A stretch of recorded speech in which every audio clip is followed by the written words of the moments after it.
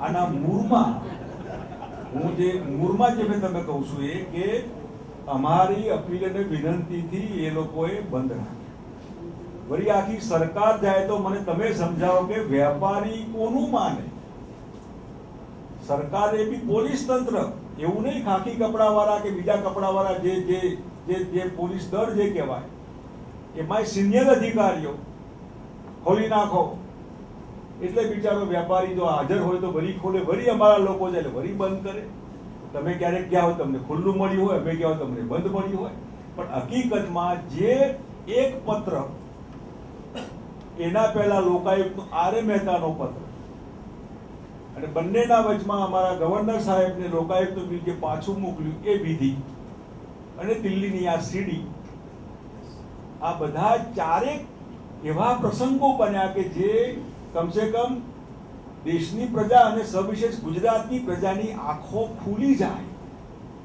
ક્યાંક ભાજપના ચશ્માથી લોકો જોતા હોય તો આ ચશ્માથી પણ જોવાની કોશિશ કરે, કોંગ્રેસના નહીં, આ પત્રો અને આ ચાર બનાવવાના.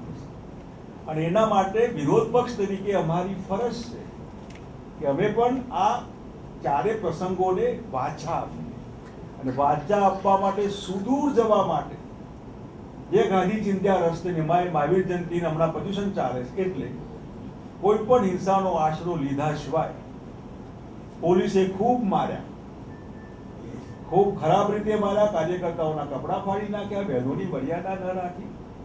અત્યારે કદાચ હજારો કાર્યકર્તા જેલમાં છે. હાલની ઘડીએ કોઈ તાલુકો બાકી નહીં હોય જ્યાં અમારા ધારાસભ્યો કે આગેવાનો જેલમાં ન હોય. ઘણા તો ગઈકાલથી અંદર કરેલા. અમને પરોડીએ ગયા હતા કે હું હજી ઘરમાં છું, ક્યાં મને લઈ જશો? માની ગયા ધારાસભ્ય હશે.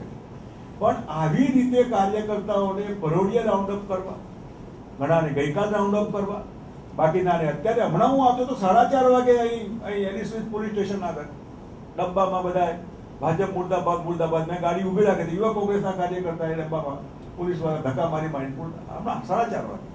એટલે આખો દિવસ આ પ્રમાણે પોલીસ અને અમારી પાર્ટી અને પબ્લિક સંતા કોકડી ત્રણ ખેલેકની પણ ત્રણ ઠેકાણે ખેલાતી હતી. આમથી આમથી અમને બહુ સારી રીતે કમસે કમ અમે ફરી પ્રજાનો આભાર માનીએ છીએ કે તમે જે ભાજપ માટે અત્યાર સુધી કદાચ કોઈ પ્રેમ લાગણી ક્યાંક હશે અને તમે 2002માં 2007 ને 12માં મત આપ્યા હશે વિધાનસભા, લોકસભામાં નથી આપ્યા, એમાં 50-50, પરંતુ આ મત આપવાના કારણો જે એ પોલીસ અધિકારીએ એક્સપોઝ કર્યા કે મતો આપવા માટેના કારણો અમે પૂરા પાડ્યા હતા તમારા કહેવાથી.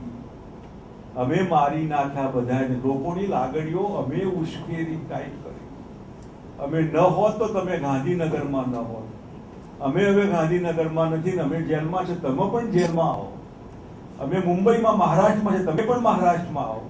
આવું આમંત્રણ પોલીસ અધિકારી જે ગઈકાલે parcel of the whole game sponsored by home ministry cum chief minister sponsor on record sponsor.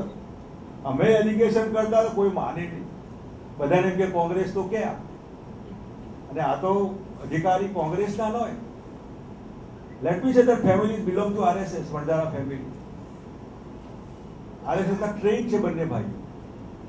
એમને આ છેલ્લે ન છૂટકે 6 વર્ષની વેદના પછી આ કેટલા બધા કોમ્પ્રોમાઇઝ કરવા માટે ગવર્મેન્ટે કોશિશ કરી.